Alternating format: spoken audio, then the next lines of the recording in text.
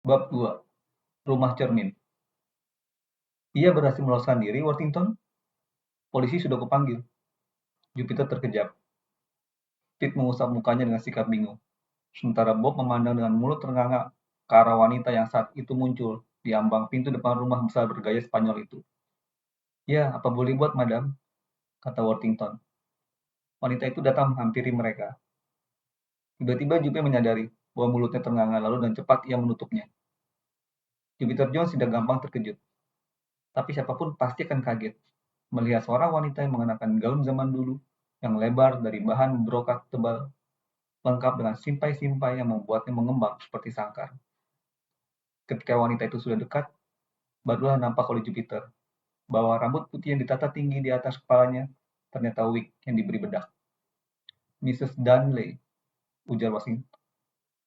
Izinkanlah saya memperkenalkan kawan-kawan saya, trio detektif. Siapa? Sesaat wanita itu kelihatan heran, tapi kemudian tersenyum. Ah ya, ketiga penyelidik remaja itu. Worthington pernah bercerita tentang kalian. Sebentar, ia mengangguk ke arah Jupiter. Kurasa kau tentunya Jupiter Jones. Betul, kata Jupe. Kemudian Worthington memperkenalkan Bob dan Pete. Pete tadi berusaha mencegah tamu tak diundang itu, katanya, menjelaskan. Kau cedera? Tanya wanita itu. Tidak, jawab Pete, sambil bangkit dengan lambat. Syukurlah, orang yang masuki rumah orang lain tanpa izin bisa berbahaya. Saat itu Paman Titus turun dari kendaraannya. Dan ini Mr. Titus Jones, Mrs. Dunley, kata Worthington. Mrs. Dunley tersenyum ramah. Wah, saya senang bisa berkenalan dengan Anda, katanya. Nama Anda sudah saya kenal, begitu pula perusahaan Anda. Saya berniat datang ke sana untuk melihat apakah Anda punya cermin-cermin yang menarik. Cermin, kata Paman Titus. Ya, kegemaran saya mengumpulkan cermin. Masuklah sebentar untuk melihat koleksi saya itu. Wanita itu berpaling lalu berjalan kembali ke rumah. Gerak langkahnya menyebabkan gaunnya yang lebar mendesir-desir. Selalu begitukah dandanannya? Tanya Pete. Orangnya sangat mengasihkan, kata Worthington. Saya cukup sering juga mengantarnya, karena ia tidak mau punya mobil. Kalian pasti terkagum-kagum melihat rumahnya. Rumah Mrs. Dunley ternyata memang sangat menarik. Anak-anak serta Paman Titus mengikuti Worthington masuk melalui sebuah ruang depan yang remang-remang. Aneh, rasanya dingin di situ. Di sisi kiri, ada tangga berbentuk anggun menuju ke tingkat 2. Di belakangnya, terdapat lorong panjang dan sempit ke arah samping, hampir sepanjang bangunan itu. Di sisi kanan, sepasang daun pintu berukir yang terbuka menampakkan sebuah ruangan lain. Ruangan itu gelap sehingga tidak nampak apa yang ada di dalamnya.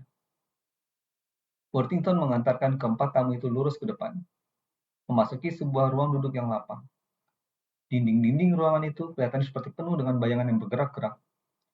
Gorden tebal menghalangi sinar matahari masuk dari luar. Saat kemudian, barulah Jupiter dan kedua temannya sadar bahwa yang nampak bergerak-gerak itu bayangan mereka sendiri di cermin. Berlusin-lusin cermin. Mungkin bahkan ratusan jumlahnya. Mereka melihat bayangan dari bayangan mereka. Mereka saat itu seolah-olah bukan hanya bertiga, tapi 30 atau bahkan 300. Bagus ya? Bayangan Mrs. Dunley bergeser ketika ia tahu-tahu muncul di sisi Pete, memantul dari cermin ke cermin. Saya rasanya agak pusing, kata Pete. Kalau begitu duduklah, kata Mrs. Dunley menyarankan. Ia sendiri duduk di tepi sebuah kursi kecil dekat tempat perapian. Cermin-cerminku ini hampir semuanya barang antik, katanya menuturkan. Dan semuanya punya riwayat sendiri-sendiri. Kegemaranku mengumpulkan cermin sudah sejak lama. Sejak aku masih kecil, kalian ingat kisah tentang Alice yang masuk dalam cermin? Dan tahu-tahu berada di suatu dunia ajaib di mana segala-galanya terbalik? Dulu ketika masih kecil, aku mengira bahwa aku pun bisa melakukannya, jika bisa menemukan cermin yang ajaib. Saat itu, seorang anak laki-laki yang sebaya dengan Pete memasuki ruangan. Besarnya juga sepantar. Rambut anak itu warnanya seperti wortel, sedang mukanya pada bagian hidung penuh bintik. Ia diikuti seorang anak perempuan yang tingginya hampir sama dengan anak laki-laki itu. Tapi warna rambutnya lebih coklat. Anak perempuan itu tersenyum ke arah Worthington, yang berdiri dengan sikap kaku di dekat salah satu jendela. Pandangan anak itu beralih ke Paman Titus, dan kemudian pada Jupe dan kedua temannya. Ini cucu-cucuku, kata Mrs. Dunley. Jean dan Jeff Parkinson. Anak-anak, ini Mr. Tyrus Jones, pemilik The Jones Service Yard yang terkenal itu.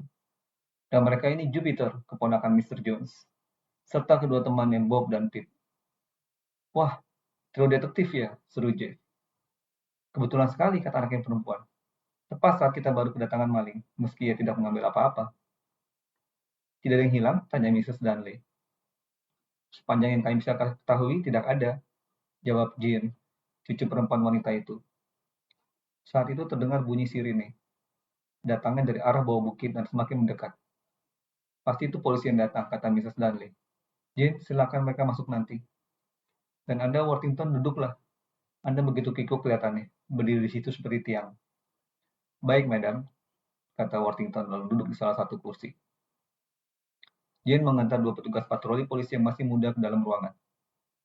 Satu dari mereka rupanya kaget ketika melihat penampilan Mrs. Dunley dengan busananya bergaya kuno. Topi dinasnya terlepas dari tangannya, jatuh ke lantai. Kekagetannya dianggap biasa saja oleh Mrs. Dunley, yang langsung menuturkan secara ringkas apa yang tadi terjadi di situ. Saya tadi sedang minum teh di atas, katanya. Pelayan saya, John Chen, saat itu juga ada di sana mengurus hidangan. Kami berdua sama-sama tidak mendengar apa-apa yang lain dari biasanya. Maling itu pasti mengira sedang tidak ada orang di sini. Tapi ia kemudian dipergoki Worthington dan kedua cucu saya ketika mereka kembali dari pasar. Saat itu ia sedang berada di ruang perpustakaan. Sepanjang yang kami ketahui saat ini, tidak ada sesuatu pun yang diambilnya. Mungkin belum sempat. Setelah itu, Worthington dan juga trio detektif memberi keterangan tentang orang yang lari keluar dari rumah itu. Menurut mereka, orang itu bertubuh pendek dan sangat kurus, berambut coklat tua, sudah setengah umur, tapi bertenaga kuat dan lincah. Selain Jupiter menambahkan keterangan tentang mobil orang itu. Ada ribuan mobil seperti itu, kata salah seorang petugas polisi. Kok sempat mencatat nomornya? Aduh, sayangnya tidak, kata Jupiter. Mobil itu berlumpur-lumpur, termasuk plat nomornya. Polisi yang bertanya mendesah, sambil mencatat dalam notesnya. Kami tahu bagaimana caranya masuk, kata Jean Parkinson. Ia mendobrak kunci pintu dapur. Polisi tadi mengangguk. Cara yang biasa, katanya mengomentari. Pintu belakang selalu payah kuncinya. Tapi pintu belakang rumah ini baik sekali kuncinya, kata Mrs. Dunley. Saya selalu berhati-hati dalam hal-hal seperti itu. Mungkin Anda sudah melihat sendiri. Jendela-jendela di sini semuanya diamankan dengan terali besi. Sedang pintu cuma ada dua saja, yaitu pintu depan dan di belakang, dari dapur ke garasi. Kedua-duanya diamankan dengan sepasang kunci grendel. Orang itu membuka pintu dapur dengan paksa, dengan linggis. Jeff, antarkan petugas-petugas ini ke dapur, tunjukkan pada mereka. Kedua petugas polisi itu ikut dengan Jeff ke dapur.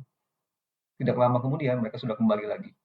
Seorang diantaranya membawa linggis, yang dipergunakan oleh tamu tak diundang tadi untuk mendobrak pintu dapur. Petugas kami dari bagian penelitian sidik jari mungkin bisa menemukan sesuatu pada batang besi ini, kata polisi itu. Orang itu memakai sarung tangan, kata Pete. Kau yakin? Ya, aku tidak mungkin keliru, karena kepala tinjunya tadi sempat mampir di mukaku. Setelah mengatakan akan menghubungi Mrs. Dunley begitu diperoleh petunjuk yang mungkin bisa dipakai untuk mengetahui siapa sebenarnya tamu tak diundang itu, kedua petugas kepolisian itu pergi. Worthington juga minta diri karena harus mengembalikan mobil ke perusahaan. Kelihatannya urusan ini akan berakhir sampai di sini saja, kata Mrs. Dunley.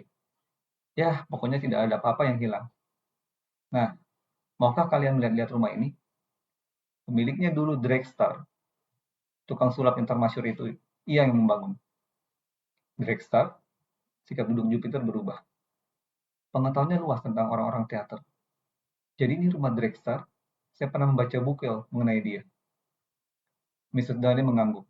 Ya, dan ia meninggal dunia di sini. Menurut cerita orang, rumah ini berhantu. Tapi aku sendiri belum pernah melihat sesuatu yang aneh di sini. Tapi ayolah, jika kalian suka melihat barang-barang kuno yang menarik. Ia menyeberangi ruang duduk itu dan membuka sebuah pintu berdaun ganda. Pak Matitus, trio detektif, begitu pula Jean dan Jeff Parkinson mengikuti dari belakang. Masuk ke sebuah ruang makan yang sangat luas. Gorden-gorden di ruangan itu terbuka. Cahaya matahari memancar dari arah barat, masuk ke dalam menyentuh dinding-dinding yang dilapisi kain damas tebal berwarna merah. Di atas bufet tergantung sebuah cermin dengan bingkai berukiran di sepuk emas. Cermin itu kelihatannya sudah sangat tua, dan pada beberapa bagian, kertas perak yang melapisi sisi belakangnya sudah terkelupas. Ini salah satu koleksiku yang istimewa, kata Mrs. Dudley. Asalnya dari istana Tsar Rusia di Saint Petersburg, yang sekarang bernama Leningrad. Mungkin Ratu Katerina Agung juga pernah bercermin di sini. Tapi apakah betul? Itu tidak bisa kita pastikan. Begitu banyak orang yang pernah berkaca di sini, sehingga mungkin saja ada sedikit bayangan dari masing-masing tokoh itu yang tertinggal di dalam cermin ini. Dapur terdapat di belakang sepen, yang letaknya sesudah ruang makan. Disitulah anak-anak menjumpai John Chen, pelayan Mrs. Dudley. Orang itu bertubuh ramping dan masih muda, berumur 20-an. Namun jelas bahwa ia keturunan Asia. Tapi bahasa Inggrisnya berlogat Boston. Ia melaporkan bahwa ia sudah memanggil tukang kayu dan tukang kunci. Jadi sebelum gelap, pintu dapur sudah akan selesai dibetulkan. Syukurlah, kata Mrs. Dudley yang kemudian menggerakkan tangannya ke arah sebuah pintu. Itu kamar John, katanya. Aku tidak diizinkannya memasang cermin di dalamnya. Pelayan itu tersenyum. Begini saja pun saya sudah terlalu banyak melihat diri saya mondar-mandir di mana-mana, katanya. Nah, sekarang kita melihat-lihat hartaku yang selebihnya. Mr. Danny membuka pintu lain, lalu melangkah masuk ke sebuah lorong panjang dan sempit. Lorong itulah yang tadi nampak ketika keempat tamunya masuk dalam gedung. Ketika Drexler masih tinggal di sini, kata wanita itu. Bagian depan ini merupakan ruang pesta yang luas. Ruangan itu kemudian kujadikan beberapa kamar yang, ya, bisa dibilang ruang-ruang pameran sejarah. Mereka berdesak-desak masuk ke sebuah ruangan yang terdapat di pojok. Dindingnya diberi warna seperti tanah lempung. Di situ ada sebuah ranjang sempit, lalu sebuah peti bertutup kulit, kursi kayu, dan meja yang terbuat dari papan yang dikerjakan dengan tangan. Di sebelah atas meja yang menempel ke dinding itu tergantung sebuah cermin sederhana berbingkai kayu mapel. Cermin itu dikirim ke California waktu banyak orang membanjiri kemari setelah di kawasan ini ditemukan emas, kata Mrs. Dudley. Datangnya dari New England dan dipesan oleh seorang Amerika yang ingin menikah dengan putri seorang bangsawan Spanyol. Cermin itu merupakan hadiah sewaktu mereka pacaran. Lalu jadikah ia menikah dengan putri bangsawan itu? Tanya Bob. Ya, mereka jadi menikah. Dan itu kemudian ternyata bukan langkah yang bijaksana. Pria Amerika itu rupanya orang yang gemar berjudi. Segala miliknya habis karena kegemaran yang buruk itu. Bilik ini tiruan tempat yang ditinggali putri bangsawan itu. Pada akhir hayatnya, wanita malang itu tidak punya apa-apa lagi. Benar-benar jatuh miskin. Ruang berikutnya berwujud kamar tempat menerima tamu yang serba rapi pengaturannya. Mrs. Dudley menamakan kamar itu ruang Victoria. Ini tiruan kamar di mana Ratu Victoria suka duduk-duduk bersama ibunya ketika ia masih gadis remaja, sebelum dinobatkan menjadi ratu. Segala perabot ini kusuruh buatkan meniru aslinya. Tapi, cermin yang di sebelah atas tempat perapian itu asli, kepunyaan Ratu Victoria. Atau mungkin ibunya. Aku suka membayangkan, Ratu Victoria suatu masih remaja sering menatap bayangannya di situ. Begitu muda dan polos. Dengan sekian tahun masa-masa keagungan di hadapannya. Kadang-kadang aku duduk di sini dengan busana khusus. Tapi aku bukan lantas menghayal bahwa aku Victoria yang masih remaja. Untuk itu aku sudah terlalu tua. Aku kadang-kadang menghayal bahwa aku ibunya. Setelah itu ditunjukkan bilik selanjutnya, yang disebutnya bilik Lincoln, Presiden Amerika Serikat semasa terjadi perang saudara antara negara-negara bagian kelompok utara melawan selatan. Bilik itu gelap, tertutup dan acak-acakan. Ini tiruan bilik tempat Mary Todd Lincoln sering berada semasa tuanya. Dihantui perasaan letih dan kesepian, lama setelah Presiden Lincoln tewas dibunuh. Cermin itu asli, dulu kepunyaannya. Amatitus berdiri dengan sikap gelisah di samping Jupiter. Rasanya ruang ini memilukan, katanya. Sangat memilukan, kata Mrs. Darley sependapat. Tapi orang-orang ternama umumnya menjadi terkenal karena peristiwa memilukan. Ditutupnya kembali pintu bilik kecil itu. Tiba-tiba sikapnya berubah, nampak lincah. Ruang Marie Antoinette ada di atas. Aku punya cermin muka yang kecil peninggalan Ratu Prancis itu, serta beberapa perhiasan lain yang biasa dipakai olehnya. Gaun yang kupakai ini, kusuruh buatkan dengan meniru salah satu lukisan dirinya. Oh, kata Jupiter dengan suara lirih. Dan ruangan itu juga memilukan? Mungkin juga kalau kita melihatnya dari segi tertentu, kata Mrs. Dudley. Tapi ruang itu cantik. Aku suka duduk di dalamnya. Tapi aku selalu memaksa diri agar jangan mengingat bagaimana kematiannya. Memang malang nasibnya, ratu yang tidak bijaksana itu. Nanti kutunjukkan ruangan itu, yang kusuruh buatkan dengan meniru salah satu ruangan yang ada di istana Versailles. Tapi sebelumnya kalian harus melihat tambahan koleksiku yang paling baru. Benar-benar menyeramkan deh, kata Jean Parkinson, cucu perempuan Mrs. Darnley. Bisa dipastikan bahwa kalian pasti takkan suka melihatnya, kata Jeff menambahkan. Ya, memang jelek, kata nenek mereka mengakui, tapi aku sangat bangga memilikinya. Ia berjalan dengan gaunnya yang mendesir-desir, menyusun lorong itu, lalu melintasi ruang masuk. Paman Titus dan anak-anak mengikutinya, melewati pintu yang berdaun ganda, masuk ke ruang gelap yang nampak ketika mereka masuk ke gedung itu tadi. Begitu Mrs. Darling menyingkapkan gorden-gorden yang semula menutupi jendela, dengan segera nampak bahwa itu ruang perpustakaan. Ketiga dindingnya penuh dengan buku yang ditaruh di dalam rak-rak. Dinding keempat yang paling dekat ke jalan dilapisi panel kayu berwarna gelap. Ada dua jendela panjang di situ, dan di antara kedua jendela itu terpasang sebuah cermin berukuran besar, yang hampir menutupi seluruh dinding di belakangnya. Hi, seru Pete. Cerminnya sendiri sama sekali tidak luar biasa. Paman Titus dan anak-anak nampak tercermin jelas di dalamnya, persis aslinya. Tapi, bingkainya, nah itulah yang aneh. Terbuat dari bahan yang mestinya logam, dan dibentuk menjadi sejumlah wujud aneh dan tidak enak dilihat. Akar berbelit-belit, di sana-sini diselipi wajah-wajah berukuran kecil, wajah makhluk-makhluk seperti manusia, tapi tidak bisa dibilang manusia. Di antaranya ada yang bertanduk pada kening. Ada lagi yang matanya hanya berupa celah sempit. Ada pula yang menyeringai jahat. Dan di bagian atas bingkai itu, ada sesosok tubuh kerdil dengan telinga yang ujung atasnya runcing. Makhluk itu memeluk seekor ular. Apa? Kata Bob tergagap sambil mengundi. Apa itu? Di Spanyol mereka disebut trasgos, kata Mrs. Darnley menjelaskan. Dalam bahasa Inggris, kita mengenalnya dengan nama goblin. Jadi semacam tuyul begitu. Cermin itu dulu milik seorang tukang sulap, namanya Chiavo. Tinggalnya di Madrid. Di Spanyol, tanya Jupiter. Ya, di Spanyol, tapi sekitar 2 abad yang lalu. Pada zamannya ia tentu saja tidak disebut tukang sulap, tapi penyihir. Chiavo itu mengaku bisa memandang ke dalam cermin. Tapi bukan seperti kita kalau memandang cermin yang kelihatan bayangan kita sendiri. Tidak, ia mengatakan. Dengan memandang ke dalamnya, ia bisa melihat hantu-hantu tanah, melihat goblin atau trasgos dalam bahasa mereka. Hantu-hantu itu menurut pengakuannya bisa mengatakan apa yang akan terjadi di masa yang akan datang. Menurut Tahyul, hantu-hantu itu tinggal di dalam gua, di sela-sela akar pepohonan, pokoknya di segala tempat yang menyeramkan yang seperti itu. Kata Jeff, mereka berteman dengan ular dan cacing. Ih, kata Jean Parkinson jijik. Aku bangga sekali memiliki cermin ini, kata Mrs. Darnley sekali lagi. Semua cermin koleksiku mempunyai riwayat sendiri-sendiri dan banyak yang pernah menjadi saksi kecantikan wajah yang luar biasa. Begitu pula peristiwa-peristiwa yang sangat memilukan. Tapi cermin Javo ini, kata orang, cermin sihir. Ya, itu tentu saja jika kita mau percaya pada cerita-cerita semacam itu. Mrs. Daniel nampaknya sangat mengharapkan bahwa riwayat cermin itu benar. Begitulah penilaian Jupiter Jones. Saat itu terdengar bunyi bel di belakang mereka. Itu bel pintu depan. Mungkin Senior Santora, kata Jean. Dipandangnya ketiga anggota trio detektif sambil nyengir. Tuan itu datang dari Spanyol. Ia juga pengumpul benda-benda menarik, dan seperti nenek, sangat tergila-gila pada cermin. Ia ingin sekali membeli cermin dan hantu-hantu kecil jelek itu. Setiap hari ia kemari, sekitar saat seperti sekarang ini. Bel pintu depan berbunyi lagi.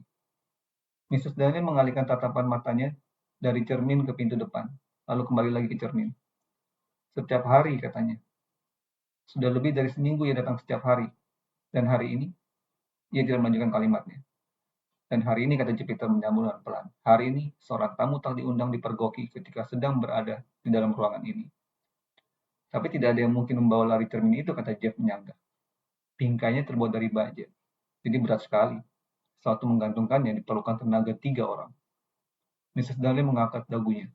Air mukanya kini kelihatan tegar. Mr. Jones, katanya pada Paman Titus, saya harap Anda dan anak-anak sudi tetap di sini untuk melihat Senior Santora. Worthington nampaknya memberi nilai tinggi untuk kemampuan trio detektif. Saya ingin tahu penilaian mereka tentang orang Spanyol itu. Bel berbunyi sekali lagi. Persilakan Senior Santora masuk, kata Mrs. Darnley pada Jean. tanpa menunggu jawaban Paman Titus.